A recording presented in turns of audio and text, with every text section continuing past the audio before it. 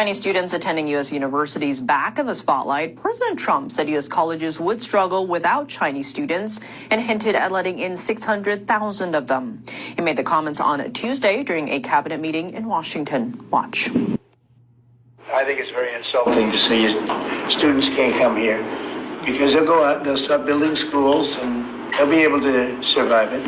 But I like that their students come here. I like that other countries' students come here. And you know what would happen if they didn't? Our college system would go to hell very quickly.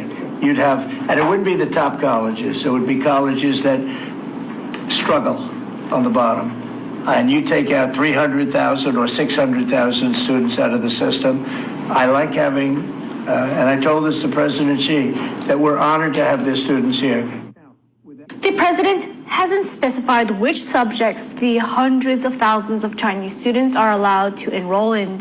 Technology and science have become sensitive fields.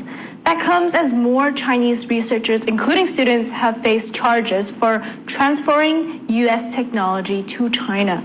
In May, the U.S. announced plans to aggressively revoke visas for Chinese citizens working in these sensitive areas of study. Currently, roughly 270,000 Chinese students are enrolled at universities across the U.S.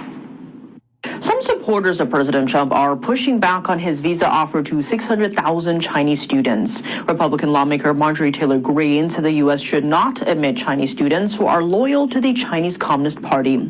Trump loyalist Laura Loomer posted on X, calling Chinese students communist spies and saying nobody wants them in the United States. A Chinese national has been charged for stealing U.S. cancer research and taking it to China. Harris County's district attorney in Texas announced the charges on Monday. Here's more. Yunhai Li worked as a researcher at MD Anderson Cancer Center on a vaccine against breast cancer. He was in the U.S. on a research scholar exchange visa. His research was funded through the National Institutes of Health and the Department of Defense. But at the same time, he secretly worked for a Chinese university and didn't disclose the conflict of interest to U.S. authorities. U.S. Customs and Border Protection caught him with sensitive medical information as he was trying to board a flight to China in July. Li faces one charge of theft of trade secrets and one charge of tampering with the government record. He could face up to 11 years in prison if convicted.